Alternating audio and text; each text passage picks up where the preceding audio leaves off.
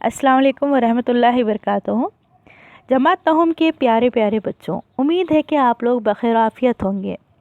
अज़ीज़ तलबा, निसाबी तारीख़ से हमने पिछले लेक्चर में साइंस और टेक्नोलॉजी इस सबक के मुतालिक कुछ हिस्सा देख चुके हैं, जिसमें से जौहरी तवानाई कमीशन कब बिठाया गया था, कब बनाया गया था, खुतबी एटमी रिएक्टर के बारे में देखा, nuclear power corporation of limited India limited के बारे में देखा। साथ ही हमने पोखरण की पहली एटमी जांच इसके बारे में देख चुके हैं और उम्मीद है कि आपको ये सब समझ भी आ गया होगा। आए आज हम आगे बढ़ते हैं दूसरी एटमी जांच की तरफ, लेकिन उससे पहले मैं आपसे फिर कहूँ कि आपको अपनी निगाह ऊंची रखनी है, अपनी परवाज़ ऊंची रखनी है, अपने हौसलों को, अपने ख़यालात को बुलंद रखना है, तब कहीं जाकर हम आसमानों की हदूद को छू सकते हैं।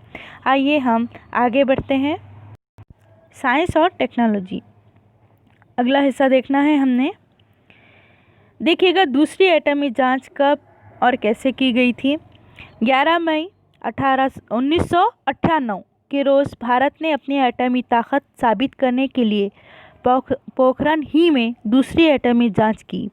देखिए, यहाँ पर पहली एटमी जांच जो हुई थी पोखरण के मकाम पर, वो हुई थी 18 मई 1974 को राजस्थान के पोखरण नामी इलाके में, जबकि एटमी जांच की यही दूसरी मर्तबा की गई 11 मई 1998 को। दूसरी मर्तबा पोखरण का ही इलाका है, लेकिन वक्त बदल चुका है, ज़माना बदल चुका है, तारीख़ बदली गई है।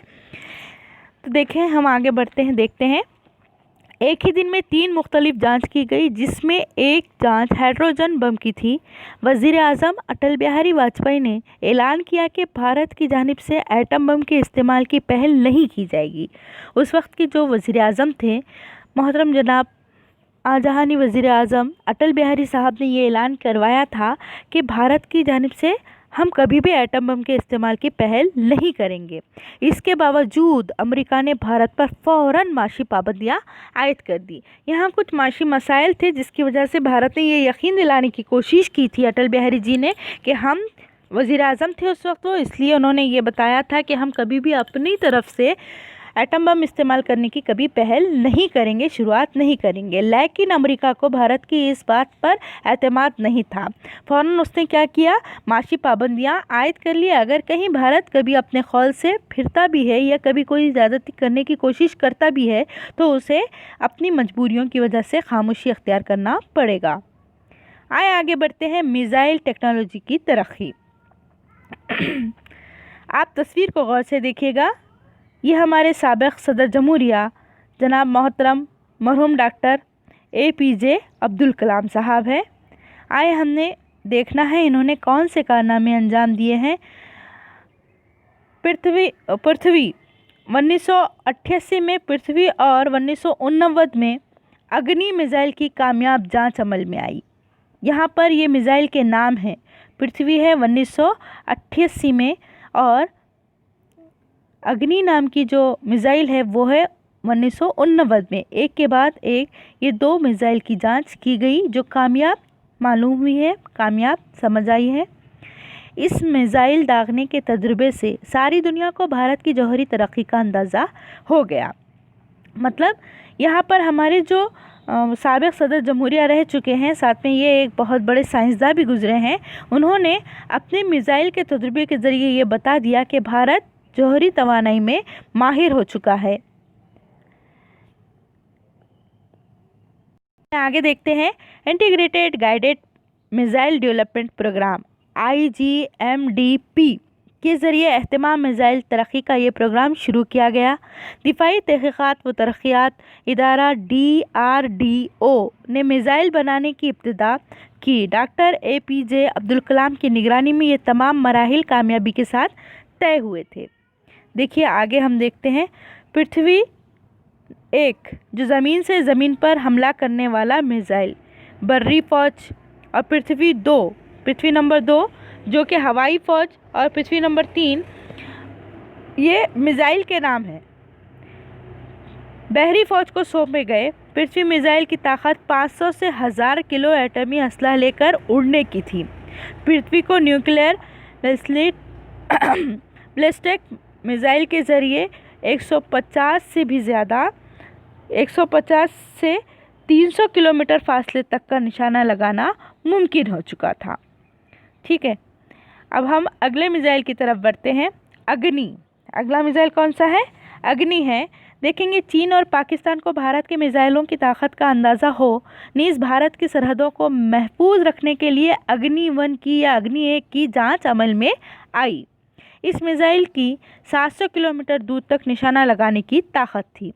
ये जो अग्नि नामी मिसाइल था वो अपनी जगह से करीबन 700 किलोमीटर दूर तक निशाना लगा सकता था, इतनी ताकत थी। आगे चलकर अग्नि 2 और अग्नि 3 भी तैयार किए गए।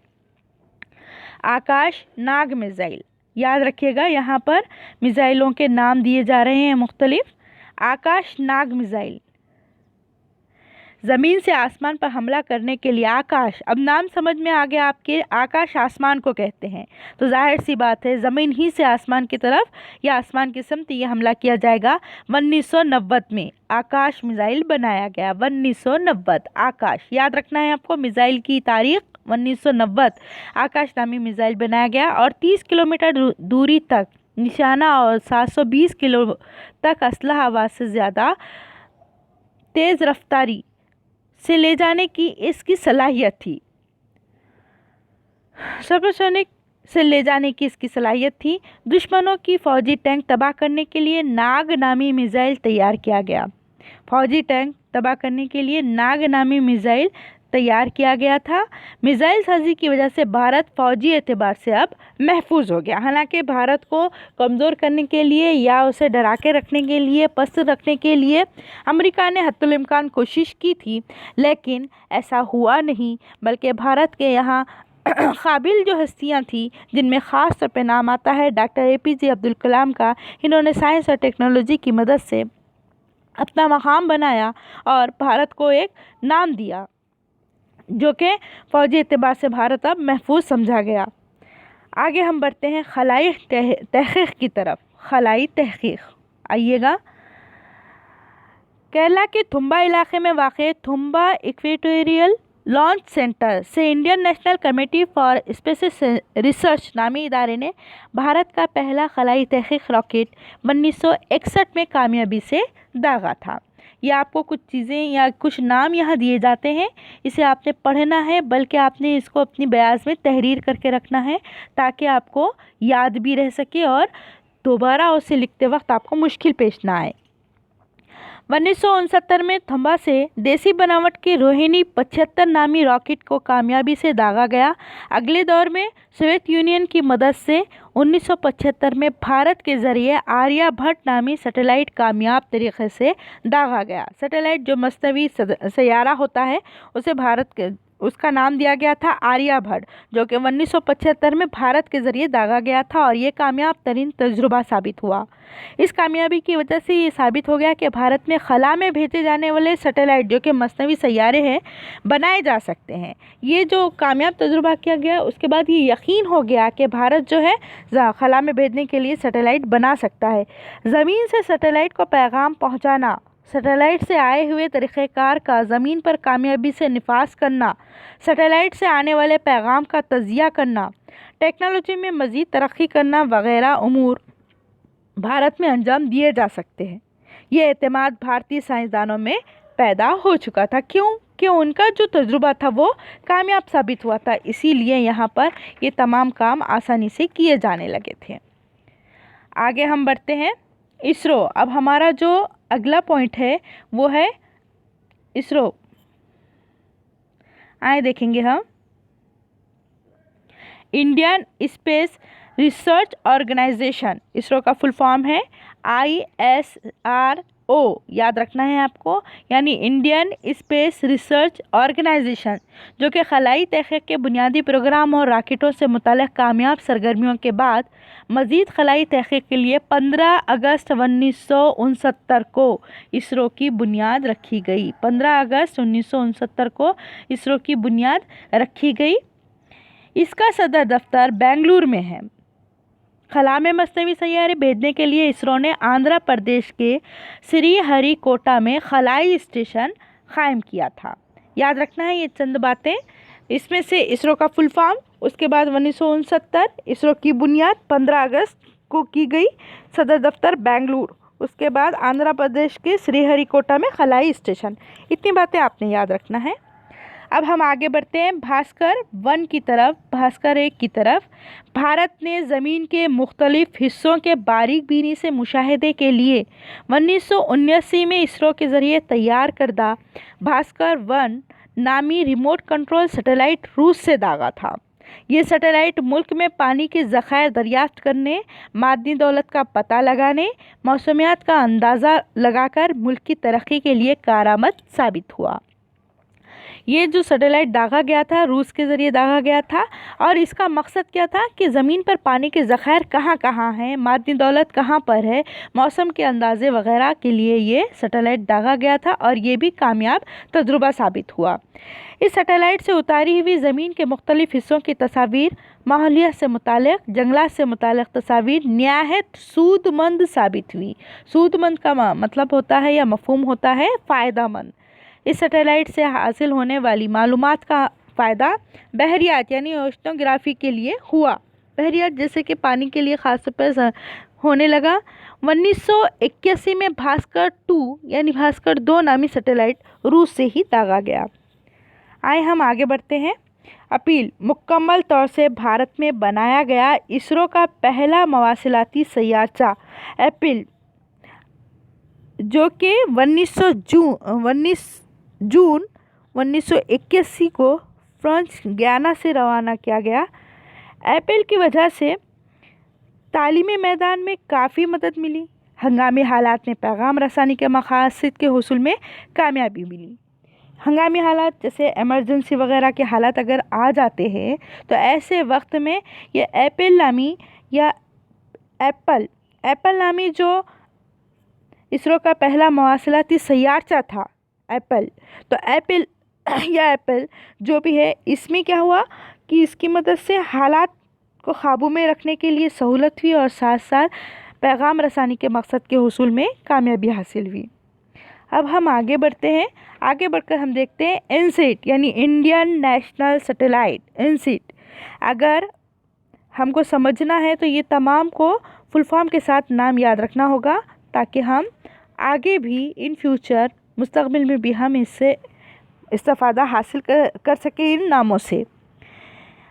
अगस्त 1983 में इनसीट 1B नामी मसनवी सैयारे को कामयाबी से खला में छोड़ा गया, जिसकी वजह से भारत की टेलीविज़न, टेलीकम्युनिकेशन, आकाशवाणी, मौसमियात और खलाई मैदान में इनकलाब बरपा हुआ। देखिए इनसीट को देख रहे हैं हम, खलाई इनकलाब बरपा हुआ, खलाई मैदान में इनकलाब यानी कि तब्दीलियाँ पैदा हुई। इनसीट की वजह से मुल्क के 207 आकाशवाणी मराकज़ को एक दूसरे से मरबूत करना मुमकिन हुआ। मरबूत करना यानी कि एक दूसरे से जोड़ना। 207 जो है मराकज़ थे जिनको एक दूसरे के साथ जोड़ा गया। इस टेक्निक का फ़ायदा मुसीबत ज़दगान की तलाश और बचाव, जो कि समंदरी जहाज़ या हवाई जहाज़ के हादसात के वक्त जो जहाज़ क्रैश हो जाते हैं, चाहे वो समंदर के हो या फ़िज़ाई हो, क्रैश होकर जो इधर उधर बिखर जाते हैं, तो ऐसे वक्त में इनसीट के ज़रिए फ़ायदा उठाया गया। मौसम की पेशन गोई, तूफ़ान की आमद का पता लगाना और दोबारा मुआयना करना टेली मेडिसिन और तालीमी इदारों को हो रहा है। इनसीट का ये फ़ायदा ऐसे मैदानों में हासिल किया जाने लगा। इनसीट निज़ाम की टेली मेडिसिन खिदमत की वजह से देही और दुश्वार गुजार इलाक़ों में तिब्बी ज़रूरियात और डॉक्टरों की खिदमत बआसानी मुहैया की जा सकती हैं, क्योंकि इसकी वजह से हम बर वक्त क्या है मुसीबत ज़दगान तक पहुंचने में सहूलत हासिल कर रहे हैं, इसीलिए यहाँ पर फ़ायदा उठा सकते हैं। इनसीट के ज़रिए देहातों और छोटे गाँवों के तिब्बी खिदमत के मराकज़ बड़े शहरों के तिब्बी सहूलियात से आरास्ता, जो कि सुपर स्पेशलिटी खिदमत के लिए होते हैं, वो दवाखानों से जोड़ दिए गए हैं, ताकि हम कम वक्त में ज़्यादा से ज़्यादा फ़ायदा और बेहतरीन फ़ायदा हासिल कर सकें। तो यहाँ पर इनसीट का ये बहुत बड़ा फ़ायदा नज़र आता है। तो इंशाल्लाह हम बकिया हिस्सा अगले लेक्चर में लेते हैं। तब तक कि आप इसको अच्छी तरह से समझिए, पढ़िए, और जो भी आपको अहम लगता है वो सब अपनी रनिंग नोट्स की बयाज में नुकात के तौर पर लिख कर रखिए ताकि आपको सहूलत हो सके। बकिया इंशाल्लाह फिर मुलाकात में हम मुकम्मल करेंगे। तब तक के लिए अल्लाह हाफिज़।